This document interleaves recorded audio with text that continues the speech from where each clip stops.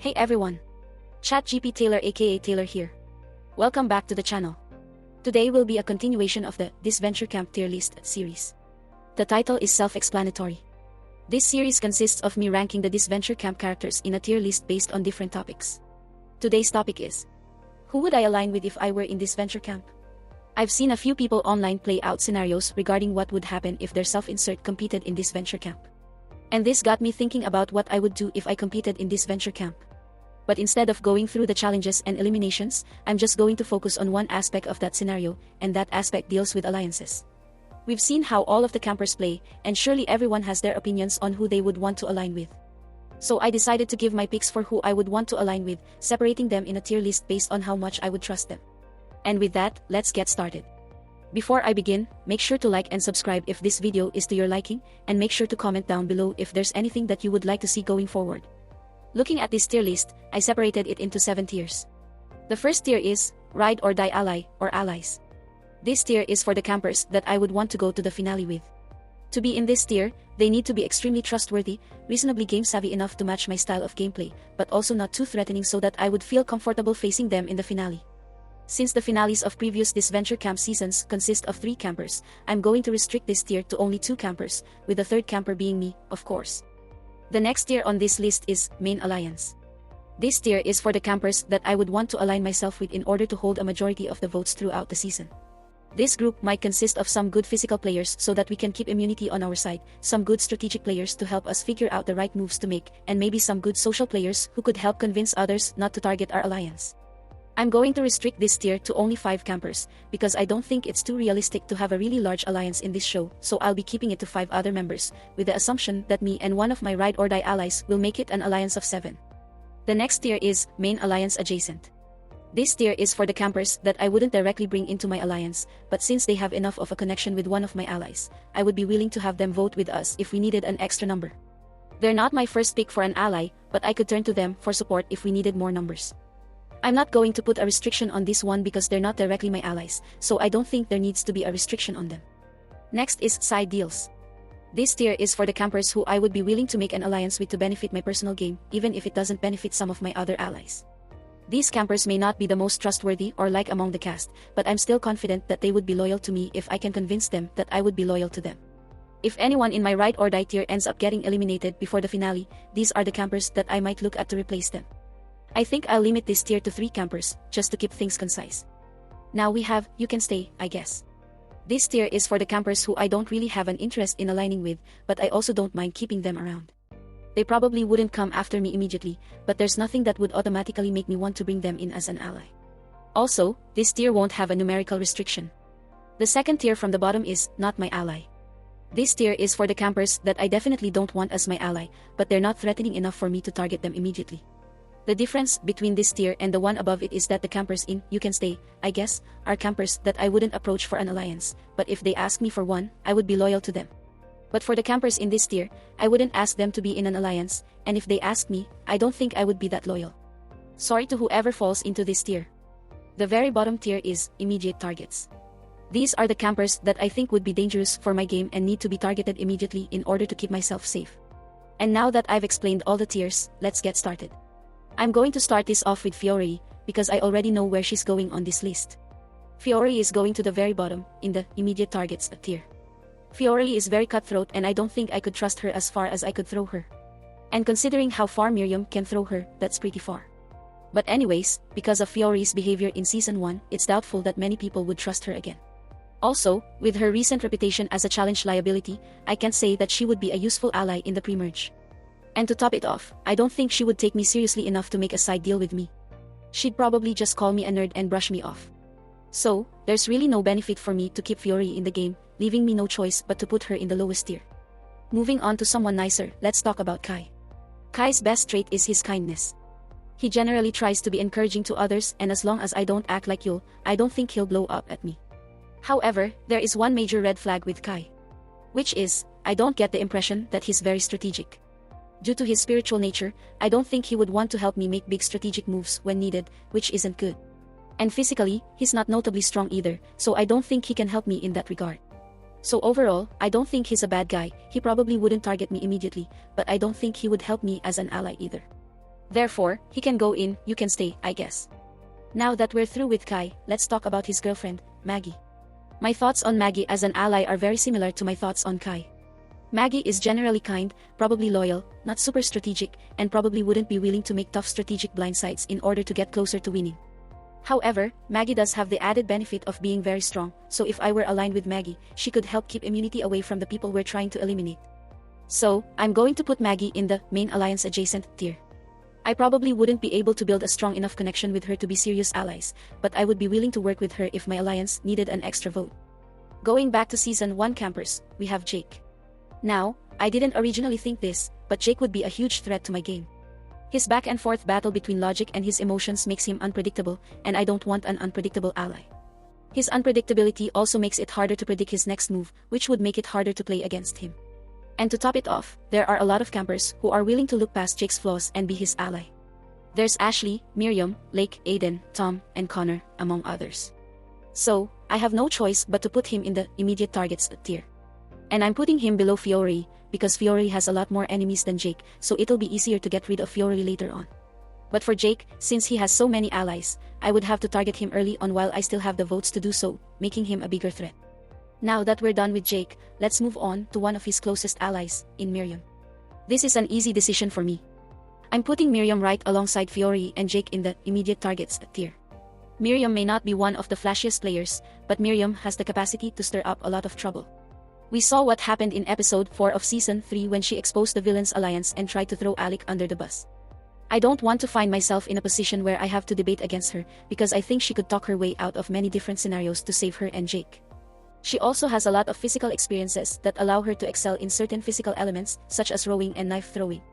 And even though I could try and manipulate her into thinking I'm not a threat, I think she's sharp enough to not be fooled by anyone trying to control her. And that's why I have her in the bottom tier, and still behind Jake, since I feel that Miriam is an overall better player and more composed than Jake. Let's go from the oldest camper to one of the youngest campers, and talk about Lake. I actually think Lake and I could be good allies. We both come from a similar background of growing up in a strict household, so I feel like we could build trust based on that commonality. Physically, Lake seems to be an above-average competitor, considering that she almost won 2 individual challenges against Hunter and Karol in Season 2. And as far as loyalty, I think Lake is pretty loyal. Lake pretty much admitted in episode 3 of season 3 that she would rather risk losing the game than vote against Aiden. If I can earn that same loyalty from Lake, I think she could be a trusted ally for me. However, as much as I want to put her in ride or die ally, I have to put her in the main alliance tier. And this is because I feel like Lake has so many other connections that might prevent me from being her number 1 ally, such as Rosa and Aiden. Speaking of Aiden, let's talk about him next. All things considered, I don't think Aiden would be a bad person to have around. Sure, he might be snarky at times, but I don't think he's a difficult person to get along with. And as long as he's not getting involved with people who bring out the worst in him, I think I could work with him. That being said, there are some red flags. He's not the most physical player available, considering that Tess was able to comfortably carry a bucket of water that dragged Aiden down. Also, Aiden is affiliated with certain people who I wouldn't be quick to trust, like James and Jake. So I can't say that makes me more eager to work with Aiden. So overall, I'm going to put Aiden in main alliance adjacent, but behind Maggy since Aiden is a weaker physical competitor. Aiden is not a bad person to work with, and I would work with him if Lake wanted him with us, but there are probably a lot of other people who I would choose as an ally before him, even though some might say that he's a bit boring. And speaking of boring, let's talk about Dan. Now, Dan might not have a lot going for him, but what he does have is pretty promising. Dan showed that he was at least willing to be strategic when he tried forming an all-male alliance in episode 3 of season 1. Sure, it failed, but the fact that he was trying to be somewhat strategic is more than what certain campers can claim. And although he might not have many connections due to his failed alliance, he does seem to show remorse for his betrayal of Gabby in season 1, so I feel like if he's paired with an ally that doesn't go behind his back, he will be loyal. And yes, he's not a physically strong camper, but I don't need all my allies to be good at challenges. And I feel like if I went to the finale with him, I could probably beat him in a final challenge. So with all of this considered, I'm going to give Dan the first spot in the ride or die ally tier. He has a strategic disposition, he can be loyal, he's not a huge physical threat, and he doesn't run his mouth like some of the other campers, which is a plus. Speaking of campers that run their mouth, let's talk about Yul. I'll just rip the band-aid off. Yul is going straight to the bottom of the immediate targets tier. With the amount of racist, homophobic, and fatphobic remarks that Yul has said during his time in the game, I can't imagine having to put up with that as one of his allies. And Yul seems to be the type of person where if his mind is set on something, it is nearly impossible to change his mind. After all, Yul barely changed his mind about apologizing to Grett, and it took him burning half of his face to even consider it. And if you couple this with the fact that the majority of the cast probably hates him, being his ally would be like jumping onto a sinking ship. It's just not worth it, even if he could be a shield for me. So Yul is going straight to the bottom of this tier list. I'm sure his enemies would be happy with him leaving early. And on the topic of Yul's enemies, let's talk about the enemy that he's supposed to help in the upcoming finale, Riya. Riya is clearly not a good person, and we've seen what Riya will do to the people that try to stick by her through thick and thin. Trusting her would be a very difficult thing to do, and it would be hard for her to wipe the target off her back if everyone returned for another season. That being said, I actually think there's a way for me to work with Riya. From what we've seen, Riya seems confident in her ability to trick people with her acting skills, and it's enough confidence for her to develop an ego about it. So if I can put myself in a position where Riya tries to use her acting skills to manipulate me, she's not going to see me as a big threat, allowing me to remain safe from her wrath. And since Riya is definitely one of the louder campers in the series, people would likely blame her for any of the strategic moves that we make together, and they would probably target her before they target me. She can also win immunity challenges, so that's a plus as well. So all in all, Riya will be the first entrant in that side deals the tier. Riya might end up making some outlandish moves, but if I can keep feeding her ego, hopefully she won't make those moves against me.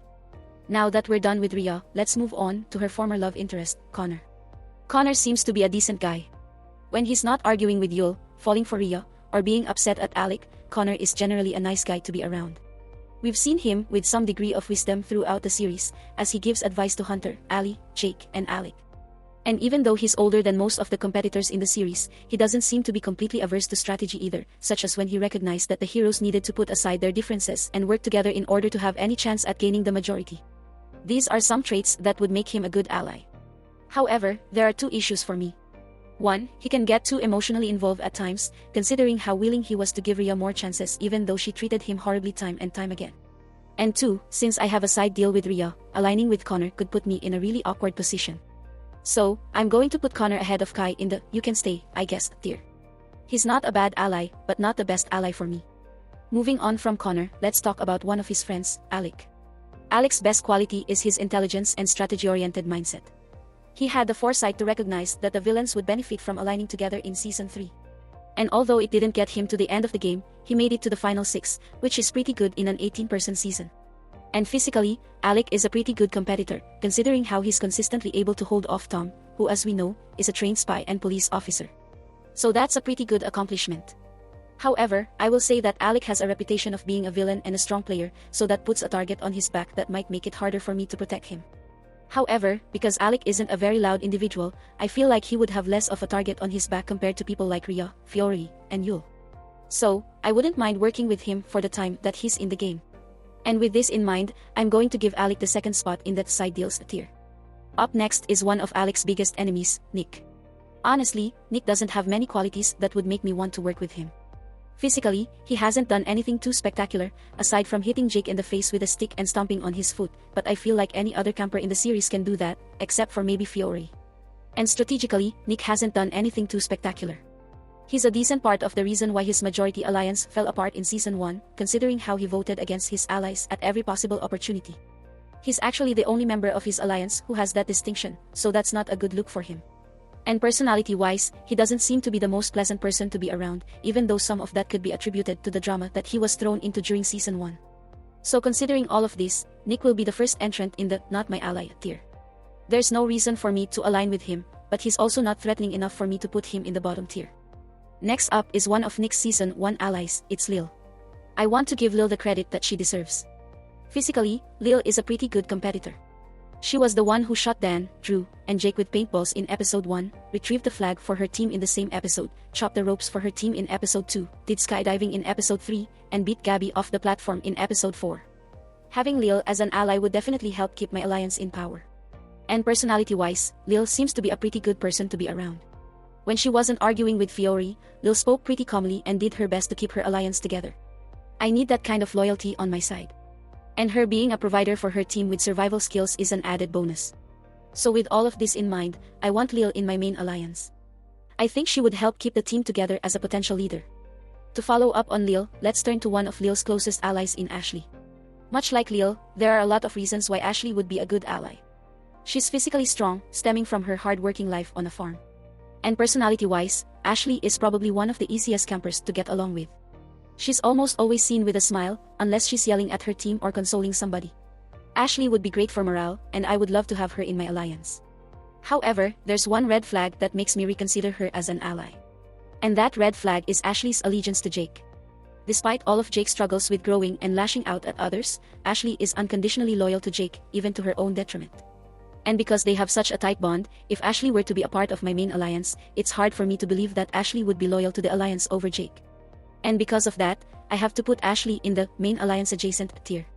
If Jake gets eliminated early, then we can move her into the main alliance. But for now, she's only adjacent to the main alliance. Now who else would Ashley be completely loyal to? That's right, Will. I think Will has a lot of great qualities. He's your typical gentle giant. Strong enough to lift a car, but kind enough that he can get along with most people. Also, according to the Disventure Camp wiki, Ashley helped Will overcome most of his fears, so that shouldn't hold him back as much in challenges if he were to come back for another season. Strategically, we don't know how strong he is, but if I had to guess, I wouldn't say he's strategically averse like Kai. He might be more like Ashley. Not naturally strategic, but is willing to think strategically if needed. I would love to include him in my main alliance, but there's one thing stopping me from doing so. Since Will and Ashley are dating, I don't think Will would want to join my main alliance if Ashley isn't in it. I just don't think he's the kind of guy who would go behind Ashley's back to further his own game. Don't get me wrong, I think he would be absolutely right for choosing Ashley over a big alliance. But since I don't think he would go behind Ashley's back, I have to put Will in the main alliance adjacent tier. I wish I could put him higher, but I can't. And I just realized that I talked about 5 Season 1 campers in a row, so let's go back to the Season 2 campers and talk about Tess. To me, Tess's best quality is her stability. I think you could make the argument that out of everyone in this Disventure Camp All-Stars, she is the camper who is involved in the least amount of drama. And having an ally who isn't involved in drama is great news since I won't have to worry about them bringing attention to our alliance. However, I'm a little wary about working with Tess because I don't think she puts enough emphasis on strategy.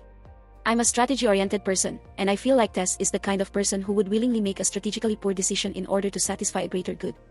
An example of this is in episode 7 of season 2 when she found out that the majority alliance would target either her or Allie, and instead of doing something to stop it, she just accepted her fate and let herself be voted out later that day. Sorry Tess, but I need allies who will be more strategically active, and you're not that. However, I'm not going to penalize Tess too heavily because of this. I'll put Tess in main alliance adjacent, and I'll explain why a little later on. Now that we're done with Tess, let's move on to one of Tess's friends, such as Allie. Unlike Tess, I feel like Allie is strategically active. Sure, Allie may not be the best at decision-making, such as when she chose to blindside Grett in episode 17 of season 3. However, the fact that she's willing to make big moves in order to make it further in the game makes her perfect for my ideal alliance. And physically, she's not a horrible competitor. After all, she almost won 2 individual challenges in season 3, so she's strong in her own right. Therefore, I would happily pick Allie as the third member of my main alliance.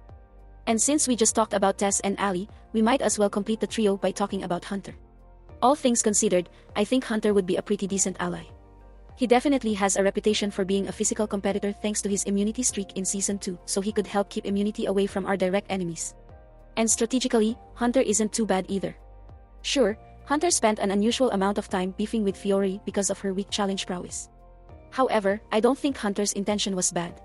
Eliminating the weak players from your team is a common strategy in the early episodes of a season, so I don't blame him for that. Now, him refusing to work with Fiore in episode 5 is a poor strategic decision, but that's only really an issue if we have a weak challenge performer in the main alliance. And looking at who we have so far, the only real weak link is Dan, and Dan makes up for his physical weaknesses with his mental fortitude. So, I think Hunter is a good enough and trustworthy enough player to have in my main alliance, and I don't think I would immediately regret this. Now before we continue, I want to clarify one thing. You might be looking at the tier list and say, wait, how come it's okay to separate Tess from Allie and Hunter, but it's not okay to separate Will from Ashley? The reason why I didn't separate Will and Ashley is because I don't think Will would be okay with leaving Ashley out of the alliance, and I don't think Ashley would be happy if she found out that Will was in an alliance without her. This is a different dynamic than what we have with the former poly trio. Even though the 3 of them would surely be in their own alliance together, I can imagine a scenario where Hunter convinces Allie that being in a majority alliance without Tess is their best shot at keeping themselves and Tess safe. After all, the trio was split up in season 2 because the majority alliance saw their numbers as a threat. So having part of their trio align with the majority alliance in order to keep all 3 of them safe isn't too unrealistic of a decision. And I can even imagine a scenario where Hunter and Allie tell Tess about the main alliance, but they assure her that they are loyal to her first and foremost, and do not worry about being adjacent to the alliance rather than in it. And I think Tess would take it well. I think Tess is close enough with Allie and Hunter that she would trust them to keep her safe even if it meant her not being in the main alliance. And let's be real, Tess encouraged Allie and Hunter to start an official relationship without her, so this wouldn't be the first time that Tess was okay with this kind of arrangement. But let's get back to the tier list. Hopping back to Season 1, let's talk about Ellie next. Ellie's best quality is her willingness to make big moves. Since Ellie is in a dire financial situation outside of the game, it makes sense that Ellie is willing to do whatever she needs to do in order to win.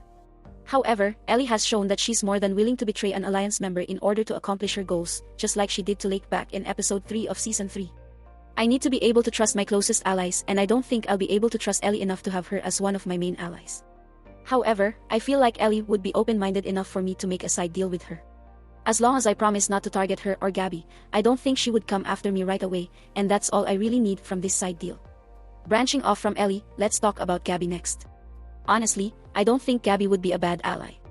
She's a very physical camper, considering how willing she is to resort to violence, such as when she beat up Derek in the Season 1 finale. And to me, she seems like a pretty fun person to be around. With her spontaneity, I don't think you could ever be bored when you have Gabby in your vicinity. However, Gabby's spontaneity is a double-edged sword. Ideally, once my alliance agrees on a plan for an elimination ceremony, we would stick to that plan. But considering how Gabby tends to act based on her emotions, I don't think Gabby would always follow a set plan if something big happens that ends up upsetting her. Therefore, I don't think I would want Gabby in my main alliance. However, because I'm willing to make a side deal with Ellie, I'm going to put Gabby in the "you can stay, I guess" tier, since I would be willing to keep Gabby in the game as long as my side deal with Ellie stays intact. Let's continue talking about Season 1 campers by going to Tom next. First of all, Tom is physically strong, so if we're on the same team, he can help us win challenges and keep immunity away from our mutual enemies. And maybe it's just me, but I feel like his himbo moments could help lighten the mood during a boring day. However, I feel like there's more for me to be worried about if I have Tom as my ally. My biggest concern is his allegiance to Jake. At the time that I'm making this video, Tom is waiting for an opportunity to ask out Jake, so Tom clearly wants Jake by his side again. And since Jake is someone who I would want to eliminate really early on, I think Tom's allegiance to Jake prevents me from seriously working with him. And I feel like if I were to take out Jake, Tom might be upset enough to try and take revenge against me. For me, that's what distinguishes Tom from someone like Ashley. Even though they're both really loyal to Jake, I think Ashley's high tolerance would cause her to be a bit more understanding of the situation, allowing her to not take it too personally. Therefore, I feel like I have to put Tom at the top of the immediate targets tier.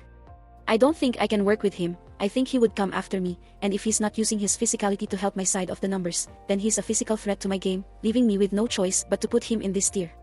While Tom still likes Jake, there's still people who don't like Jake, such as James. In some ways, James could be a good ally for me. At the time that I'm making this video, James still doesn't like Jake. However, I do have a feeling that episode 20 will show James learning to accept Jake and potentially forgiving him. I may not agree entirely with that possibility, but I still think it might happen. But for now, James doesn't like Jake, and since I would want Jake eliminated early, it might benefit me to have James on my side so that he could help me take out Jake. But past that, there's not much that James can do for me to be a useful ally. He's not a notably strong physical competitor, and his strategic decision-making is questionable, such as his decision to expose Karol and Aiden's alliance in episode 2 of Season 2. So because of this, I'm going to put James in the "you can stay, I guess" tier, right in between Gabby and Connor. He could definitely help my game, but I'm not that eager to work with him other than to take out Jake. After that, I'd probably want him out. Speaking of people who want James out, let's talk about Karol. Now, I know that James and Karol eventually reconciled. They did play a role in breaking her leg, and to me, that's something that's not easily forgiven. All things considered, as long as Karol doesn't find me annoying, she might leave me alone and direct her aggressions towards campers that she may not like, such as James, Jake, Tom, and Yul. However, I don't think that's enough for me to want to work with Karol. Karol is very easily annoyed, and she could change her mind at any moment. The last thing I need is for her to turn around and start targeting me out of nowhere. So, it would benefit me greatly if she was eliminated sooner rather than later. Therefore, I'm going to put Karol at the top of the immediate targets tier. She might leave me alone for a bit, but she could turn against me at any moment and cause a big disturbance, and I don't need that in the game. Let's move from an abrasive camper to a kind camper and talk about Rosa Maria next. Rosa Maria is just a great person to be around. From what we've seen, Rosa is more than willing to be respectful to you as long as you treat her and her friends with respect. She's been able to provide great advice to many campers throughout Season 2, such as helping Maggy with her confidence, helping Lake become her own person, helping Hunter with his feelings towards Allie and Tess, and allowing James to be more open regarding his desire to be seen.